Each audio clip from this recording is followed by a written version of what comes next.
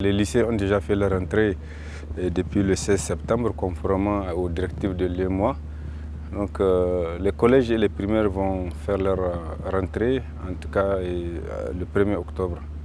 Les préparatifs, vous savez, ça s'est fait sur plusieurs plans, mais nous, ce qui nous concerne, c'est les préparatifs d'abord de la rentrée matérielle par l'État et les préparatifs au niveau du partenariat. En ce qui concerne la rentrée matérielle, on peut déjà présager que cette rentrée sera comme les rentrées précédentes, en dépit de tous les appels qui ont été faits pour que les rentrées soient organisées autrement et que tout ce qui peut dépendre du gouvernement en ce qui concerne l'effectivité de la rentrée, en tout cas, puisse être évacué. Bon, malheureusement, c'est les mêmes problèmes classiques qui reviennent. Les salles ne seront pas disponibles, les enseignants ne seront pas payés avec le salaire dans lequel ils vont effectuer en tout cas leur déplacement et être sur le terrain.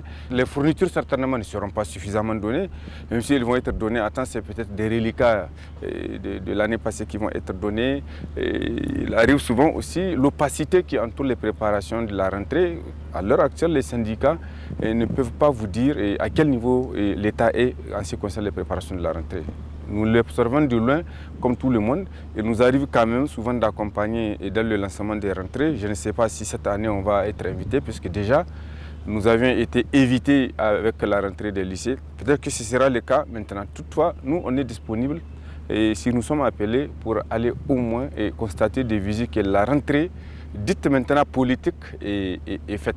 Parce que la rentrée académique, c'est tout autre chose. En ce qui concerne les pécules, il y a un retard qui est devenu maintenant des arriérés. Parce que lorsqu'on dépasse le 8, ce n'est plus un retard, c'est vraiment un arriéré qui d'ailleurs, du point de vue des dispositions légales, donne droit à l'enseignant et aux travailleurs sous réserve d'observer certaines dispositions de l'ordonnance, en tout cas d'arrêter le travail. À partir du 8, lorsqu'on n'est pas payé, on n'est pas tenu aussi de travailler, mais en respectant quand même le principe du préavis. Parce que quand on arrive à demander son salaire, je crois que l'employeur est arrivé au péché maximum.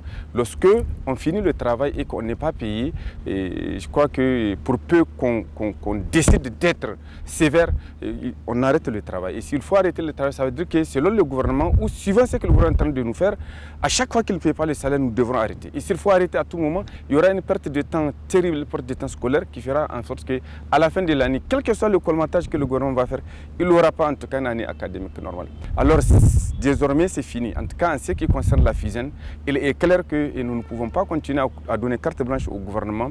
Et de l'espoir, nous on l'a fait dans l'espoir que les accords que nous avions signés puissent être achevés à temps. Ils sont en train d'être achevés mais malheureusement pas à temps parce qu'à l'heure actuelle où je vous parle, nous avons des problèmes de mise en solde. Nous étions hier dans les locaux de la fonction publique et des finances. Nous avons été amèrement surpris de constater que la mise en solde qui devrait être achevée des camarades recrutés depuis 2014 n'a pas encore été achevée parce que les 770 du primaire et les 140 qui attendent de la mise en solde au niveau du secondaire n'ont pas été mis en solde, ce qui n'est pas normal alors que la grosse majorité de l'autre côté l'avait été. Pour quelle raison? En tout cas, ce que nous avons découvert est tellement obscur que je ne sais pas si ça va augurer d'une bonne rentrée ou d'une année paisible. Cela ajouté au retard dans le paiement des pécules et aux conditions dans lesquelles les enseignants contractuels sont payés au niveau de l'institution Niger Post, je crois que cela risque de créer un cocktail que l'État, s'il ne prend garde, qui risque de perturber l'année. Parce que nous ne pouvons plus continuer à accepter d'être maltraités par n'importe qui. À un certain moment, nous avons trouvé Niger Post en train d'agoniser. On nous a imposé d'être là-bas. Maintenant, le Niger Post a les cotes assez relevées, elle est devenue assez solide au point où elle impose même des prélèvements, en tout cas et à tort sur les pécules des enseignants. Chose qu'au niveau de la FISEN, nous allons contester parce que nous allons faire en sorte qu'on l'arrête, quitte à ce que c'est lui qui désire le faire, ils viennent le faire. De toute façon, si Niger Post avait fait une offre, elle doit attendre que ceux qui demandent l'offre puissent venir et non imposer. Tout cela, au fait, est le signe d'un certain mépris qui s'est installé, qui est en train de se généraliser vis-à-vis des enseignants. Je crois que trop c'est trop, comme on a l'habitude de le dire, et qu'en tout cas, du point de vue syndical, du point de vue de la FISEN, nous allons faire en sorte que la crédibilité de l'enseignant puisse être restaurée. Sinon, il n'y aura pas d'année stable.